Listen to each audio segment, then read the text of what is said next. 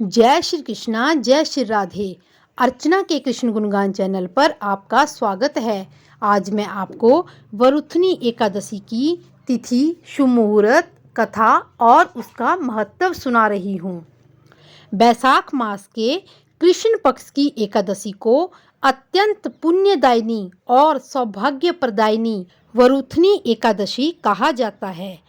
इस दिन भक्ति भाव से भगवान मधुसूदन की पूजा करनी चाहिए। वरुथनी एकादशी का व्रत करने से भगवान कृष्ण की प्रसन्नता प्राप्त होती है और भगवान श्री कृष्ण सभी मनोकामनाओं को पूर्ण करके सुख और सौभाग्य की वृद्धि करते हैं। इस बार वरुथनी एकादशी का व्रत 16 तारीख को है।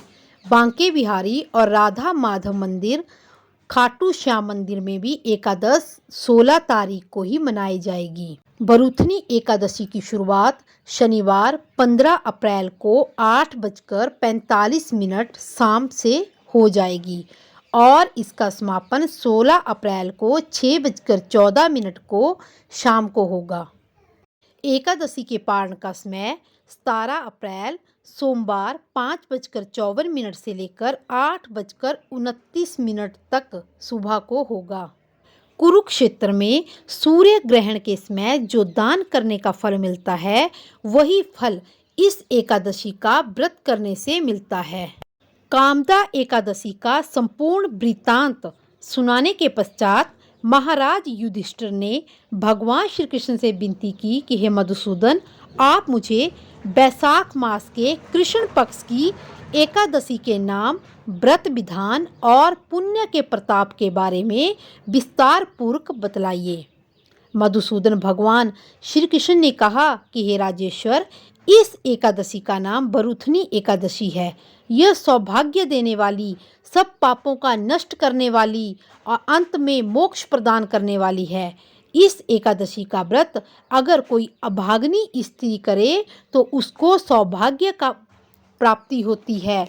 इस वरुथनी एकादशी के प्रभाव से राजा स्वर्ग को चले गए थे। वरुथनी एकादशी का फल 10,000 वर्ष तक तप करने के बराबर होता है।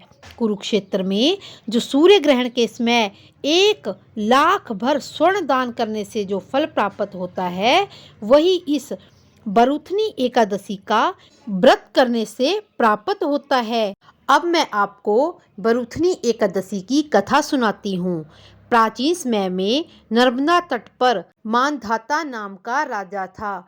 वह अत्यंत दानशील और तपस्वी था। एक दिन जब वह तपस्या कर रहा था, उसी समय एक जंगली भालू आकर उसका पैर चबाने लगा। थोड़ी देर बाद वह राजा को घसीटकर वन में ले गया।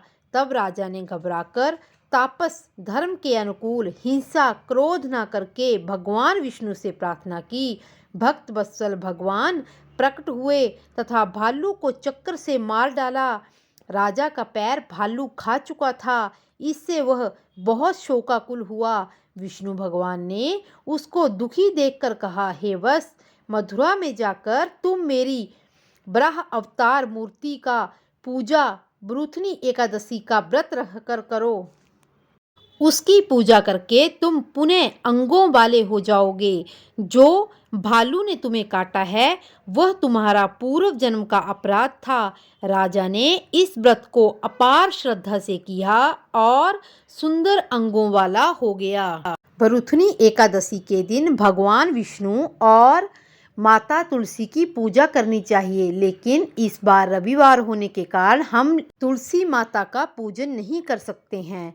इसलिए हम दीपदान और परिक्रमा कर सकते हैं, लेकिन हम तुलसी माता को स्पर्श नहीं कर सकते हैं। इसलिए तुलसी माता का पूजन हमें पिछले दिन ही कर लेना चाहिए। शास्त्रों में कहा गया है कि हाथी का दान घोड़े के दान से, तिलों के दान से स्वर्ण दान तथा स्वर्ण के दान से अन्न दान श्रेष्ठ है। अन्न के बराबर कोई दान नहीं है। अन्न दान से देवता, पितृ और मनुष्य तीनों तृप्त हो जाते हैं। शास्त्रों में इसको कन्यादान के बराबर माना गया है। वरुथनी एकादशी के व्रत से अन्न दान तथा कन्यादान दोनों का योग एक बराबर होता है। जो मनुष्य लोभ के वश में होकर कन्या का धन लेते हैं और प्रलय काल में वे नरक में वास करते हैं तथा उनको अगले जन्म में बिल्ली का जन्म भोगना पड़ता है। जो मनुष्य प्रेम एवं धन रहित होकर कन्या का दान करते हैं, उनके पुण्य को चित्रगुप्त भी लिखने में असमर्थ होते हैं। जो मनुष्य इस बरूथनी एकादशी का व्रत करते हैं, उनको कन्या दान के बराबर फल मिलता है। हे राजन, जो मनुष्य इस व्रत को विधिवत करता है, उसको स्वर्गलोक की प्राप्ति होती है। अतः प्रत्येक मनुष्य को यह व्रत अवश्य करना चाहिए तथा अपने पापों से डरना चाहिए। इस व्रत के महात्म्य को पढ़ने व सुनने से 1000 गोदान का फल मिलता है। इसका फल गंगा स्नान के फल से भी अधिक है। इसी तरह और भी कथाएं सुनने के लिए मेरे चैनल को लाइक, शेयर और सब्सक्राइब करें और कमेंट बॉक्स में जय श्री कृष्णा अवश्य लिखें। जय श्री कृष्णा, जय श्री राधे।